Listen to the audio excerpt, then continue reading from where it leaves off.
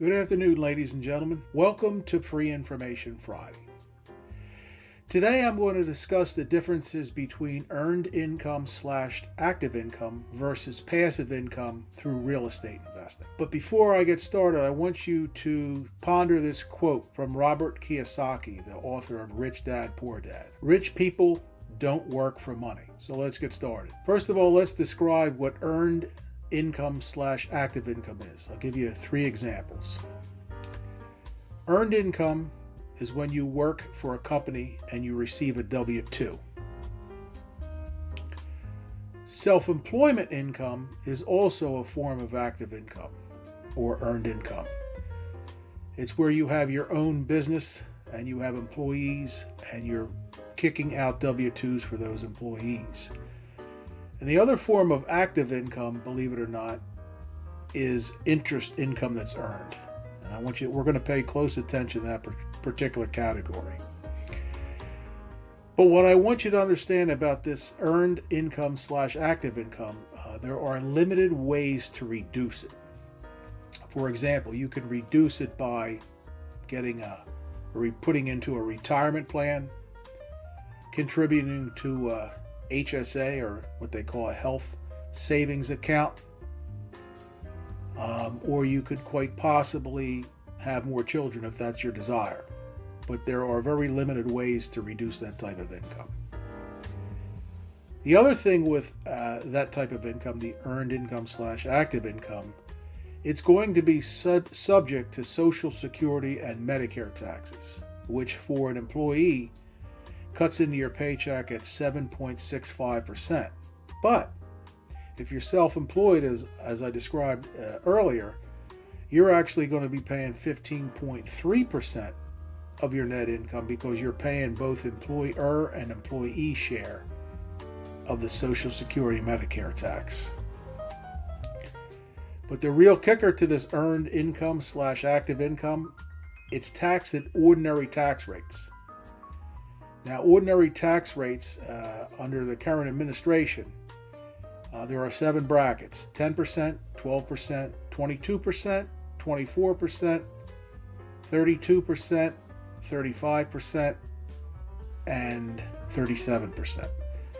Now, let's take the one piece of income that I spoke about, interest income. Let's say that you were able to earn on your investments $100,000 worth of interest income. Now, you'd be in quite a large tax bracket at that point. So let's say that you're in a 37% tax bracket. At that point, you're going to pay $37,000 of taxes on the $100,000 of earned interest income. That is a pretty big bite. Extremely big bite. You're left with $63,000. So what I'm trying to get to here is I work with all my real estate investors to get them out of the earned income, active income, and help them move into the passive income through real estate investing. Why is that beneficial? Well, let's explore that topic. All right, so with a passive income earned through real estate rentals, there are a number of ways to reduce your income. Okay, basically you have unlimited deductions, and what I mean by that is anything that you use to create your income, anything that's ordinary and necessary in your business, you can write off. For example, you can write off advertising costs, repairs and maintenance, property insurance, property taxes, and even legal or professional fees. Now, why is that important? Let's say that you make you put in $10,000 worth of repairs into your property. Well, and you're in a 37% tax bracket, you're going to take your 37% tax bracket and multiply it by $10,000. That's $3,700 that the government is actually going to contribute in the form of a tax refund towards your $10,000 repair. That is extremely, extremely powerful.